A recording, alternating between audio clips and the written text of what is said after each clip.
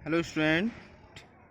आज फिर आपका शांति शिक्षा एवं सतत विकास की ऑनलाइन क्लास में आपका स्वागत है।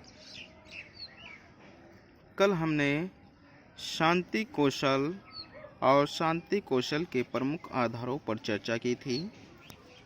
उसके बाद हमने अभिवृत्ति क्या होती है उसके विषय पर चर्चा की थी और अभिवृत्ति की विशेषताएं जो होती हैं उन पर भी हमने विस्तृत रूप से चर्चा की थी। आज हम आपके सामने शांति अभिवृत्तियाँ क्या होती है और कौन कौन सी होती हैं उस विषय पर चर्चा करेंगे। जैसे कि हमने अभिवृत्तियों पर चर्चा की थी और ज्ञात किया था कि अभिवृत्तियाँ वे होती हैं जो हमारा दृष्टिकोण या विचारधारा होती हैं।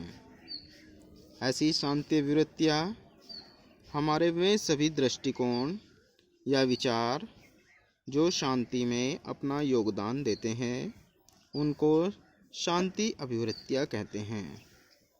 जैसे नंबर 1 बात करेंगे हम विश्व बंधुत्व एवं अंतर्राष्ट्रीय सद्भावना।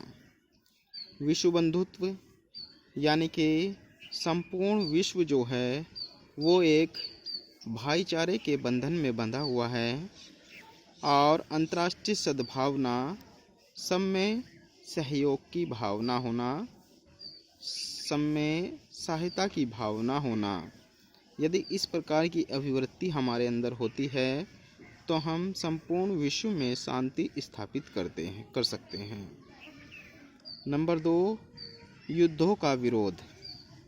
जैसे कि हमने पाठ की शुरुआत में अध्ययन किया था कि 2 विश्व युद्ध अब तक हो चुके हैं जिनमें अपार जनधन की हानि हुई है और अमेरिका ने 2 बार जापान के शहरों पर हिरोशिमा और नागासाकी पर 6 अगस्त 1945 और 9 अगस्त 1945 में परमाणु हथियारों से हमला किया था, जिसके दुष्परिणाम पूरी दुनिया को देखने को मिले हैं।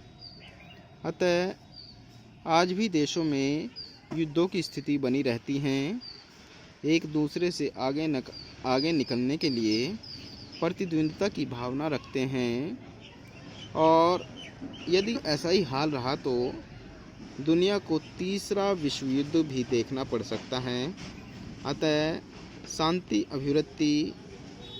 नंबर 2 युद्धों का विरोध, यानी कि अगर हम अपने अंदर युद्धों के विरोध की भावना रखेंगे, अपना ऐसा दृष्टिकोण रखेंगे तो विश्व में शांति स्थापित करने में अहम योगदान कर सकते हैं।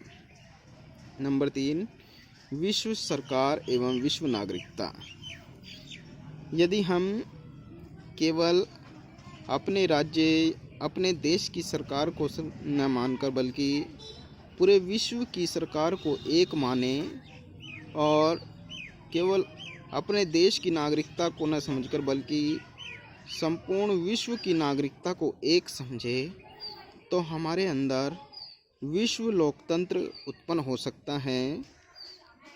यानी कि संपूर्ण दुनिया जो है वो एक कुटुंब के समान समझी जा सकती है।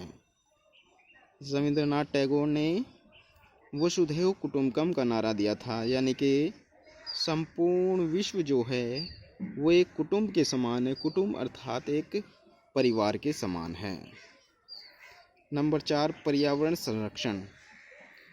आज पर्यावरण की अत्यंत अक्षति देखी जाती है, चाहे वो जल संरक्षण के लिए हो या अन्य प्रकारों में हो। इसलिए आज पर्यावरण संरक्षण की अति आवश्यकता है।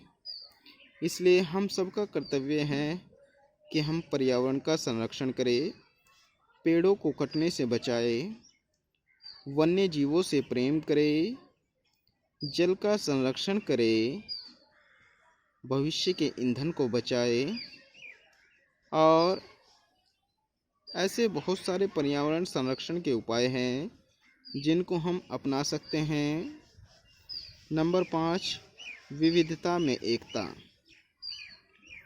आज अगर दुनिया की बात करें तो वो विविधताओं में बटी हुई हैं। अगर हम अपने देश भारत की बात करें तो वह भी विविधताओं वाला देश है। भारत देश विभिन्न प्रकार के धर्मों में बटा है, जैसे हिंदू, मुस्लिम, सिख, ईसाई, जैन, बौद्ध, पारसी आदि। और सभी धर्म भी विभिन्न प्रकार की जातियों और उपजातियों में बटे हुए हैं। भारत देश विभिन्न राज्यों और विभिन्न केंद्र शासित राज्यों में बटा हुआ है। भारत देश भाषाओं के आधार पर भी बटा हुआ है। इसलिए कहा जा सकता है कि भारत देश में बहुत सारी विविधताएं देखने को मिलती हैं। किंतु विविधता या अनेकता होते हुए भी हमारे देश में सभी नागरिक एकता के सूत्र में बंधे हुए हैं।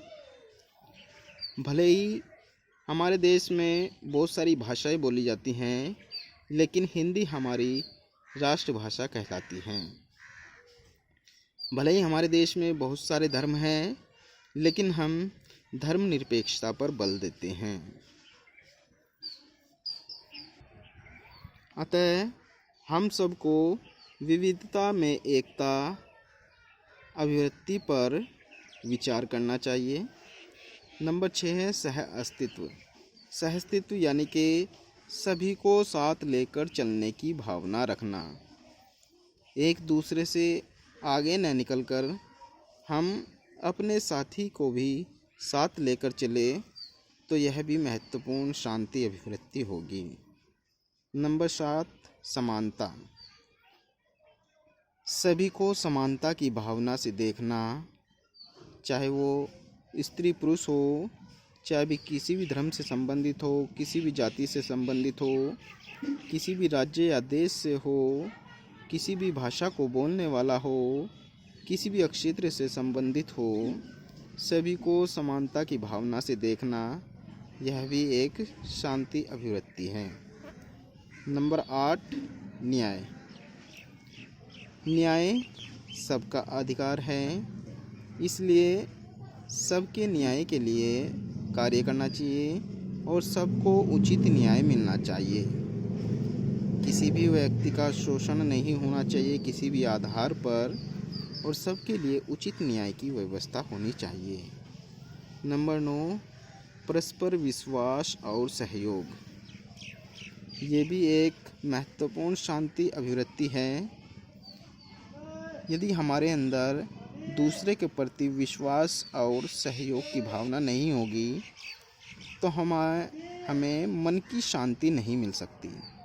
इसलिए हमें दूसरों पर विश्वास करना चाहिए और दूसरों के साथ सहयोग की भावना रखनी चाहिए। नंबर 10 अपने सम्मान के साथ साथ दूसरों का सम्मान करना। जैसा सम्मान हम अपने प्रति चाहते हैं वैसा ही सम्मान हमें दूसरों के साथ भी करना चाहिए, क्योंकि जैसा सम्मान हम चाहते हैं वैसा ही दूसरे भी सम्मान चाहते हैं। इसलिए जैसा आप दूसरों के साथ करते हैं वैसा ही दूसरा आपके साथ भी करता है। इसलिए अपने सम्मान के साथ साथ दूसरों का भी सम्मान करना चाहिए।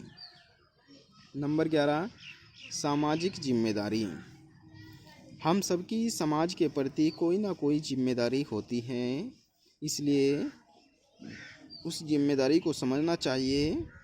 संविधान में मूल कर्तव्यों का उल्लेख किया गया है, वह सभी हमारी सामाजिक जिम्मेदारी कहलाती हैं। इसलिए सभी को अपने अपने कर्तव्य और जिम्मेदारी का पालन करना चाहिए। नंबर 12 अहिंसा। गांधी जी के अनुसार अहिंसा परमो धर्म का नारा दिया गया था, यानी कि अहिंसा परम धर्म है। हिंसा के कारण ही 2 विश्व युद्ध हम देख चुके हैं और आगे भी स्थिति ऐसी ही बनी हुई है। इसलिए हमारी अभिव्यक्ति होनी चाहिए अहिंसा, यानी कि अगर हमारा दृष्टिकोण या अभिव्यक्ति अहिंसा होगा तो हम शांति उत्पन्न करने में अपना योगदान कर सकते हैं। नंबर 13 उदारता और त्याग। उदारता और त्याग हमारे अंदर अवश्य होनी चाहिए। त्याग की भावना होनी चाहिए और दूसरे के दुख को भी हम महसूस कर सके, दूसरों के सुखों में भागीदार बन सके, यही उदारता होती है। त्याग की भावना अवश्य होनी चाहिए। जैसे देशभक्तों ने अपने देश के लिए त्याग बलिदान किया है, वैसे ही देश और दुनिया में शांति उत्पन्न करने में हमारे अंदर भी त्याग की भावना होनी चाहिए। नंबर 14, सहिष्णुता। सहिष्णुता अपने देश के प्रति कुछ करने के लिए तैयार होने चाहिए, अपने देश के प्रति योगदान करने के लिए तैयार होने चाहिए। नंबर 15, सकारात्मक दृष्टिकोण। दृष्टिकोण या अभिवृत्ति सदैव सकारात्मक रखनी चाहिए। नकारात्मक दृष्टिकोण से हमेशा अहितकर कार्य होते हैं, इसलिए सदैव सकारात्मक दृष्टिकोण पर विचार करना चाहिए। तो छात्रों, ये सभी शांति अभिवृत्तियाँ हैं। हम आशा उम्मीद करते हैं कि इनको अध्ययन के साथ साथ आप जीवन में भी उतारें तो देश और दुनिया में शांति उत्पन्न हो सकती है। आज यहाँ पर हमारा अध्याय पूरा होता है। कल हम एक नए अध्याय के साथ आपके साथ में होंगे। धन्यवाद।